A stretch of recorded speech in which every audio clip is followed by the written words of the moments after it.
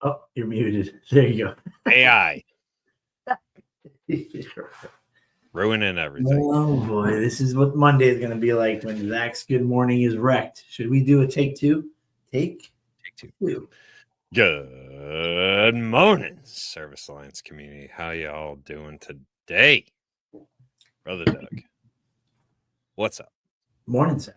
I think it's just us on anyway, so it's all right. It's all good. No one will see a thing. Can't break it when no one's watching, right? That's it. Or something like that. Well, we're talking about a hot topic today. AI. It is a hot topic for sure. For sure. It's something that I watch from the peripheral. I use it, but I don't it's so huge. I'm overwhelmed by it, to be honest with you, Zach. I feel like it's it's never ending. It's always going to be changing. And then for me, that kind of discourages me a little bit to be want to be on top of mind of the whole thing. But some people just love to dive into stuff and explore it, and I don't think my brain has that capacity. So, but I use it every day, even when I don't even know I'm using it. Right? Yeah, there's a lot of sneaky AI out there going on. Absolutely. Did you see the article about Hertz Rental using AI to see all the dents and dings and then charging you as much as the frickin' car cost to buy new for damages? No. Really? So it's taking a picture post rental and counting up the dents. Yep.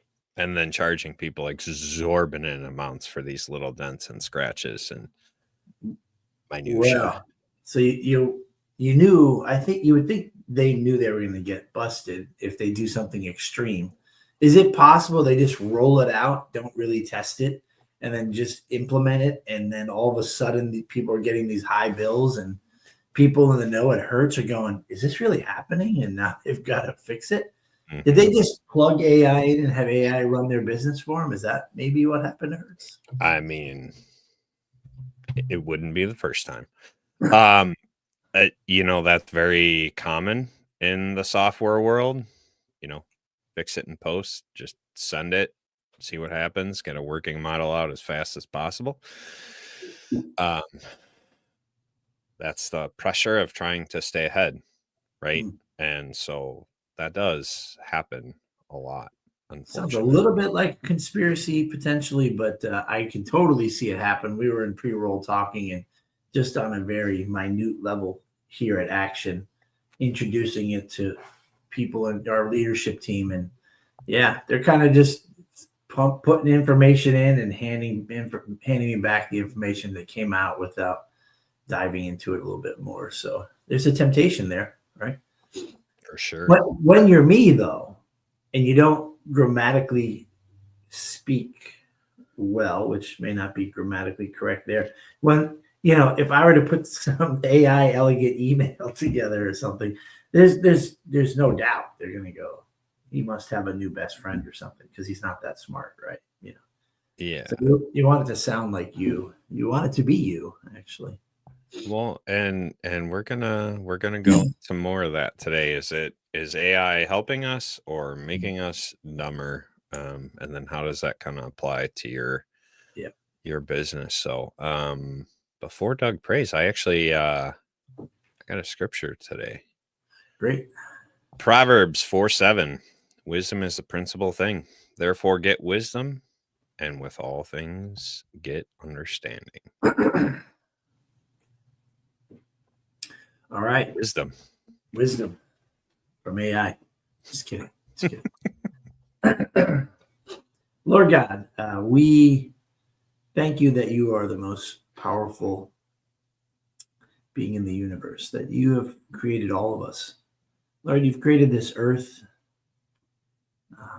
and you've created science, Lord. And as we get to this stage in the existence of human life, science is moving quickly, Lord. And so we just pray for your guidance and that you are always at the center of all our thoughts, deeds, actions, and directions, Lord.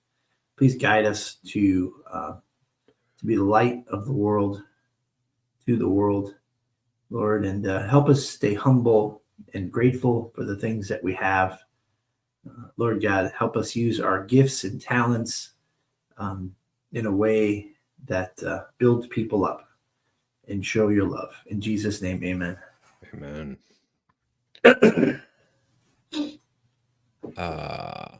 Do you use AI, Zach? I do. Andrew says appliance works similar in your kitchen. There's R&D in your kitchen. Yeah, there's a lot of information being sent back to manufacturers through your smart appliances. Oh, and then they're just processing the whole, sorting it, and making conclusions, right? Yep, they are. Yeah, I do. To answer your question, I do use AI. I was in honors English in high school, and I can't spell or be grammatically correct. I put a lot of effort into it, right? I do my best to push that and learn to get better. But it is not something that I am strong in, despite continually trying to elevate that. So I use Grammarly to kind of help me not sound like a total fool when I have important stuff that I gotta send across, right? Yeah.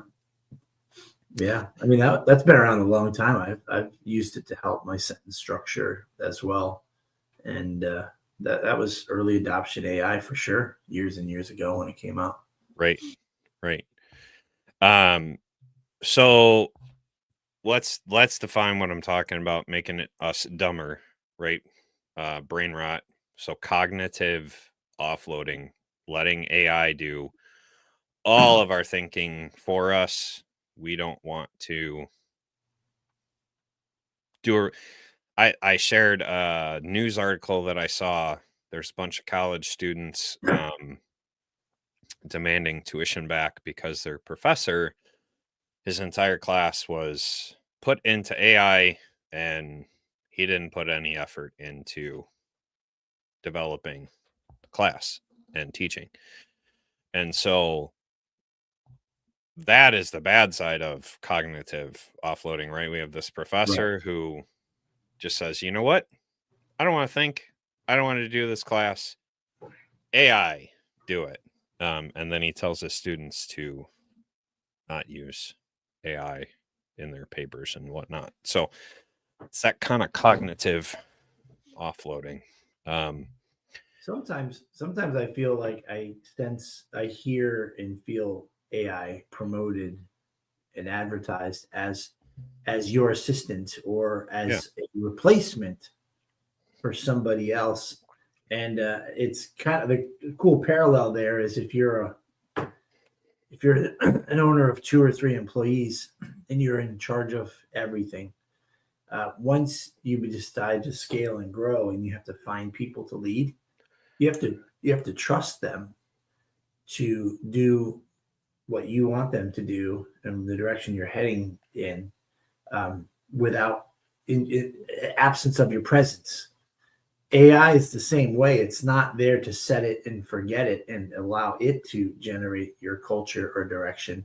So it's the same thing. I feel like that you have to be careful not to hire people to do your job, because if you don't send them direction and invest in them, then they're going to do it their way, and it's all your fault. Same thing goes with AI. I think it's a tool, but you have to practice it and use it in a way. Remind yourself daily that it's just a tool. It's not your answers. I have just a brief piece from Reuters, however the heck you pronounce that. 2 lawyers were sanctioned after they submitted a legal brief full of fake citations from ChatGPT that it had invented. And this is a clear sign of over-reliance on AI with no critical oversight. And so you're sitting there thinking, well, how the heck does that apply to me? Why are you bringing up 2 lawyers? I don't care about that. I've seen people in groups, HVAC groups, appliance groups, all over the place saying, you don't need an HR department, just chat GTP it and you'll be fine.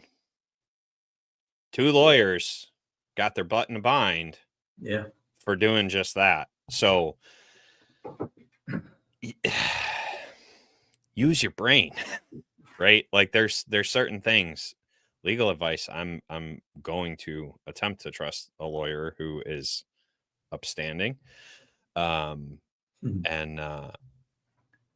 trust their legal advice over chat GTP legal advice, right? Yeah. We gotta kind of do some critical thinking. We can't put our brains on autopilot, right? If there's bad data on the internet, and we know there is, AI is going to grab that and it's going to regurgitate that right to you. So bad data in, bad data out, right? Yeah, I noticed a lot of the different AI software programs that I use always, at least for now, I wonder if this changes, always tells you how they got there, how it got to where it's at, which is the opportunity for us to learn, right? You know, you're in an Excel spreadsheet, you're not sure how to create, some numbers or some results, and you're asking it, it tells you how it got there. And that's probably the moment where we have to pause, look at it, practice it a little bit, and then absorb it as part of our own. So it can be a great teacher to us if we're doing it the right way. For now, I mean, dude, I was born in 1970, so all the science fiction movies where robots and AI took over the world and destroyed it, I mean, they're all coming true now. Mm-hmm. So, like, I'm prepared for it, man. Well, no, I'm not. I'm not prepared. I don't have a bunker. I don't have my own robot that I wired to protect. I'm not prepared at all, actually, Zach. I'm screwed. But so we don't have to be, though. We don't have to lean on AI as a crutch, but when does it become a crutch, right? Constantly asking AI questions and asking it to spit out whatever result, right? It discourages some self-research and some creative thinking. Right. You shared the perfect example from your company. Hey, we have this culture, we have this way of doing things and saying things and being, and your ChatGTP protocol doesn't emulate that. So how do we work through that, right? It discouraged that self-research and creative thinking for now, because as I use AI and ask for an example a few times, it has pulled one of my CSR's names as an example from something I've done in the past. So it is a dangerous, slippery slope for sure, Zach, but at the very least, you have to be the owner of what you're putting out there, whether it's a SOP or a directive, whatever you're creating, it's got to be your own. Ginny Seeley's great, and she continues to help me just by doing it in front of me, reminding me how, you can get into depths with AI as long as you keep prompting it with great questions, but you have to be inquisitive to follow the logic behind it, right? And really take ownership of it every step away, like a partnership almost. So we have some good comments in here. We have some critical thinkers in our audience today. You can't be talking about Saul. There's no way. I've never seen a critical thought. I didn't say all of them. Oh, okay. So what you were talking about, tool, it actually can lead to tool overload, right? Trying every single AI tool and not getting good at any one of them. That's when AI is a crutch. You're just like, oh, let me throw it here, let me throw it here, let me throw it here. And you never really understand what that particular tool is doing. And Dr. Nan brought that up right here. AI is a tool, and it's only as good as you know how to use it. Exactly. AI is not the answer. It is just a tool for you. The other one, I hope it knew I was joking when I said it's always the control board. Misdiagnosis from trusting ChatGTP to help you know how to fix an appliance, or YouTube videos. There is a lot of AI YouTube and Facebook videos running around that are just filled with crap that is nonsense. So if you're solely relying on that, you're not actually learning these to master these concepts. AI has become a crutch, and it can lead to some problems, right? Because somewhere out there, someone has fed ChatGTP, or it's pulled from some source, or it's looked in some group where our data was sold, right? That says, oh yeah, it's always the control board, right? And now AI has that as an answer for diagnosing an appliance. So you got to be cautious in how you're using AI tools. It doesn't mean it's bad, right? There is good side to AI tools. You brought up a good point earlier about drafting emails. You can do some training. You can do some SOPs. You have to guide the AI tools a little more to hit your company culture. But it can help you process that a little bit faster. So there's some productivity boosting that can happen. I shared the example in the pre-roll that I have gone out on repair tests, and before I forget everything I did, I tell ChatGTP, I'm going to dictate what happened in this repair test. I need a detailed bullet point, understandable summary of this repair. Yeah. And then I just hit the microphone button and go, and it spits out a very detailed, logical summary of what happened. I would not be able to do that myself. It's my brain just isn't wired that way, but I can speak it out. Yeah. And it writes it out for me. It's good for brainstorming too. But for me, usually I'm engaged because calls are coming in or people are getting stuff done. But it's that driving time or the shower, which I haven't been able to figure out, because I did buy this device from a friend as a recommendation, Applaud AI Order, and it is really cool that you can just speak everything you got into there, and then it can transcribe it, which is great. And there's dozens of templates in there, and now people are creating templates and sharing them so that it can use AI in a particular direction or aim, and sort it depending on whatever you're talking about, like meeting notes, or brainstorm session, or strategic planning, or to do and listing to dos and steps.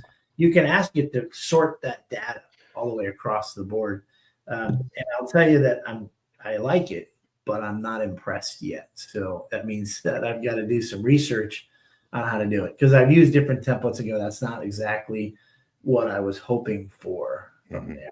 But I always know that I'm always just I feel like I figured it out, and then like someone like a Ginny will go, yeah, but if you prompt it like this and this, and then all of a sudden I'm like, holy crap. I was just like a little pick, and someone just brought in a gigantic hammer. So I know I'm not even utilizing it well, but to speak into a device and I get it transcribed and sort it in the way I want to, I think it's pretty powerful too.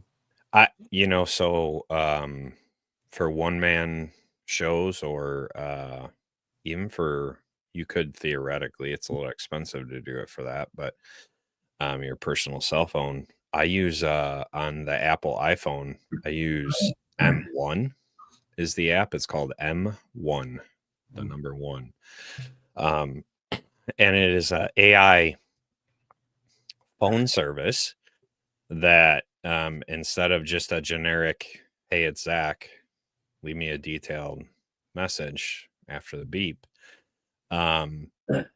It actually has an AI receptionist that has a series of questions that I've prompted it, which helps me get better understanding in an email what the customer is actually looking for. And then it transcribes it and summarizes it. And I know why I'm calling this person back. Yeah. It's not perfect, right? It's no my office help, but as a solo guy, it does help be more productive throughout the day. I'm standing on a 12 pitch roof. I'm not answering the phone. Sure. You're on your own. Well, technology, right, has allowed us to be very efficient and timely with things. I mean, we could get bitter, you and I, and just resist it, and then go on eBay and buy Encyclopedia Britannica series, and that's the only way we're going to get our information from. We're going to get outdated and left behind. So it's a cautious move forward, but recognizing, again, as we've said it 1,000 times this morning, it's just a tool for sure. But it would be crazy to resist it unless I have some addiction to it. Like I definitely want to be weary, but also utilize it in a way that's very helpful. So, I mean, brainstorming strategies, contents, offers, stuff like that. You can, with the right prompt, utilize AI as a tool to kind of help you with that. As I shared as like a customer service help, right? Automated responses or chats, or, like on your website, you have a chat bot, or even appointment reminders. How many times have we gone to go to a customer and they're like, oh, I forgot, but if you had AI sending out these reminders instead of wasting your CSR's time, it's a great use of it. But right? see, that's where good just continues to propel us on this downward hill of a snowball, right? Where it's going to get out of control. Because who could deny a well-trained chat AI in your website, or sending out auto reminders? That would be great for sure. It would be silly for us not to embrace it, but it starts to perpetuate. How about this? BNI, right? Business Networking International. So I'm in that group. Somebody requested that they can't attend and they can't bring a sub, so they wanted to bring their AI into our online meeting just to take notes. And it opened up a Pandora's box on our leadership team to discuss it. Like, if you're not there, then should you be receiving the benefits of being there? And then others are saying, but if they're not there, then they're not hearing about what I need for my business and the type of referrals I need. And it's all good conversation. But if you start to, and I could see it next, right? That someone has some sort of really highly advanced AI that can present for you and take your notes and basically be a great substitute for you. Is that the end of human existence, when we're letting a machine sub in for us and speak on our behalf, in an impromptu way, right? Can you imagine that? This is all heading in that direction. So we have to kind of put some roadblocks up, I think, here and there, just to slow the pace of this massive, snowball that's heading. Well, that's kind of a good segue into the next stuff that I want to talk about. AI, you want to use it to structure your thinking, but not replace it, right? It's a great tool to help you funnel things into some semblance of making sense, right? but not necessarily replacing your creativity, your mind. And so to your example of BNI, right? I don't want to do business with a robot. I want Right. to do business with you, Doug. Right. And so Yeah. if you're sending an AI agent to a group meeting, you just lowered my level of trust in you. Now, Sure. if I call in and I can't get a hold of you and I'm talking to an AI CSR because you're busy with something and I can kind of dictate it, and I know when you call me back, we're not going to waste time Right. because I've already explained Yeah. everything that I want to talk about, Yeah. and we can just pick up with answers and move forward. I can trust that, right? And it's semantics, right? There might be some people who completely disagree with my way of thinking and they take it further, or they don't Yeah. take it as far. No, what you just said, I feel like embraces, like right now we can't even savor technology because I think it's going so fast. What you just said is something that I think will just get completely just run over and be an afterthought. An AI attendant taking all your information, asking the right questions. And then when you call back, Zach, so I hear that you're working on this project here, and what I got from my notes here is what you're looking, or what I got from Sally, right? You're going Yeah. to name her AI. Yeah. Sally was kind of letting me know that you're actually looking for this information or this content or this material. Is that right? Yeah.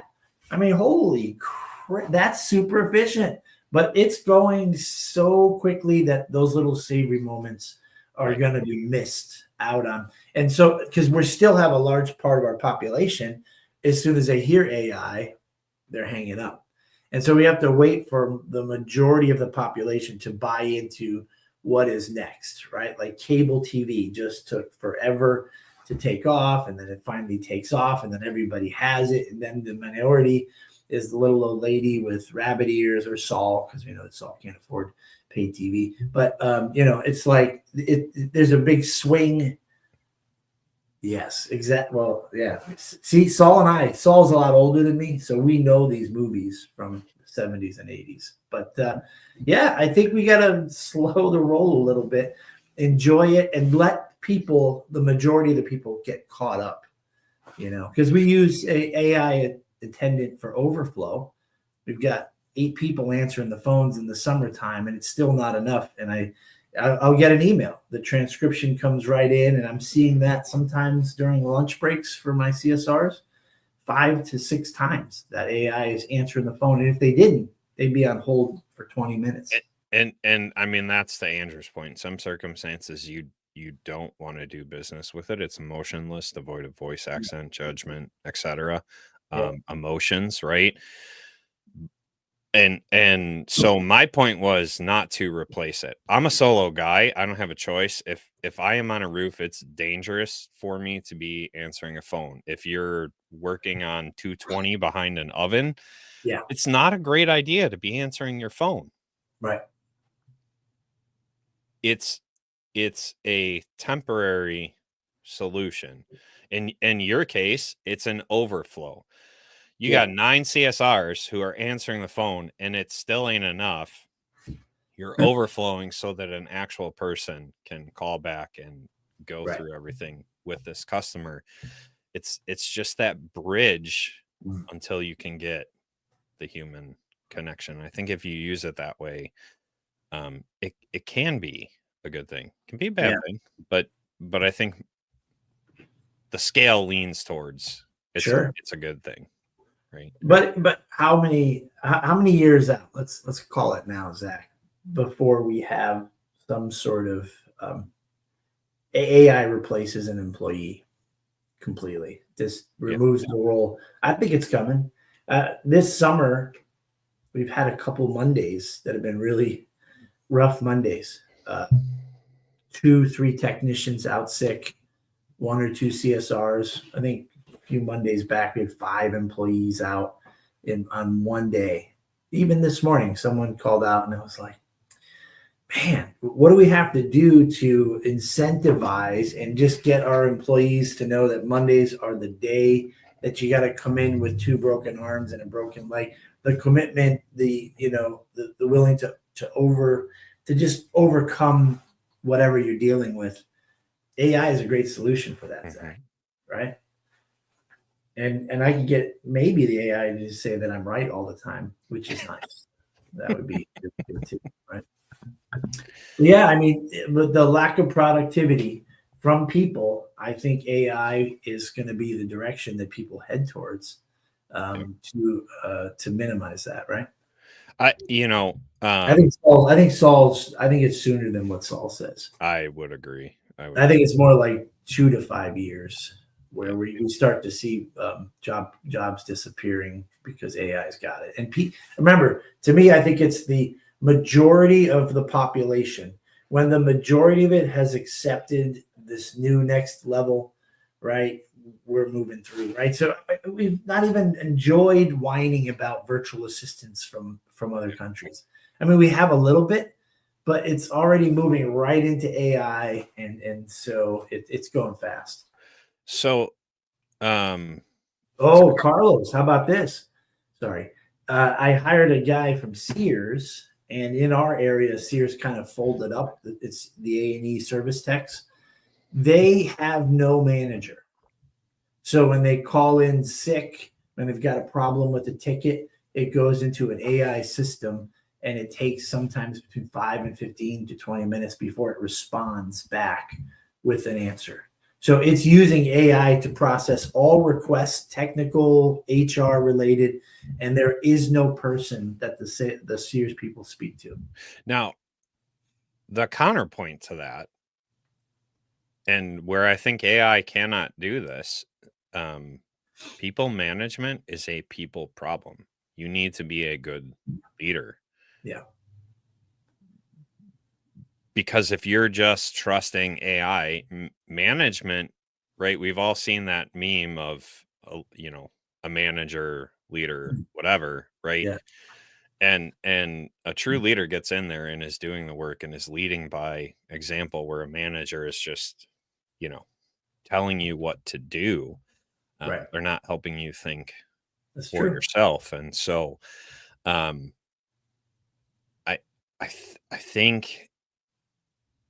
think we'll see a swing away from that, because people crave actual leadership, not just. I hear what you're saying.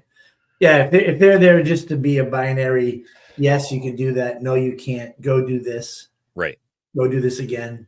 If it's that binary, then you don't really need management, because if that's the model you're doing with people. Right. But like your point, right, that nuance of being a true leader, a coach, accountability, bringing them along, relational, then AI can't replace that management position in that company, right? So some tips for utilizing AI in a good manner, right? We've been talking about AI help versus harm essentially this entire episode.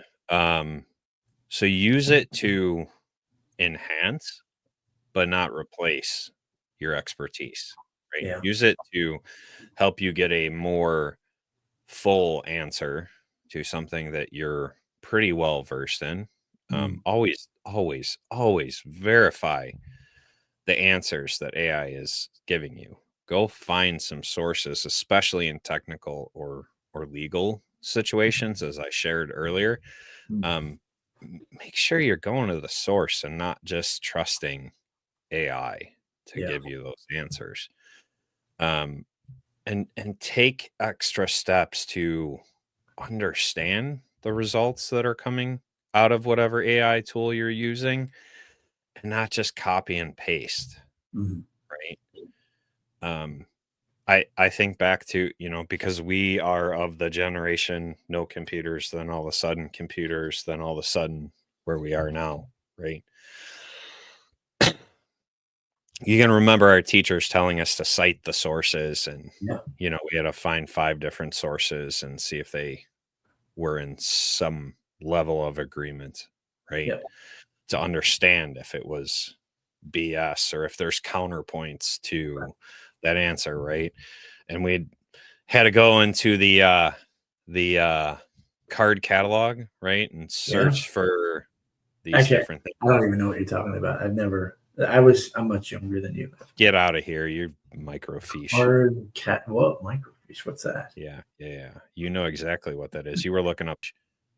I don't know why you're throwing that at me like that's an insult or something. I was looking up parts on microfiche. It's okay. Good. I kind of sadly threw ours away, to be honest with you, because I did not know it was going to be a museum piece so fast, but we chucked it all out. Took a whole dumpster. But the whole point of that rant is, right, you need to know where to find the answers and to understand if they are legitimate answers and not just AI BS, right? It is a great tool. Dr. Dan said it earlier. AI is a tool, and it's only as good as you know how to use it. And if you're relying on it and it is doing all the answers for you, then you've kind of swung the wrong direction. Yeah, I don't know. I'm not a doom and gloom guy, but as it gets even better and better, more efficient and more articulate, it's going to be really hard for us to keep it as, to stay owners of our thoughts. It's going to be a challenge for sure. It's going to be exercise. It's like these devices, right?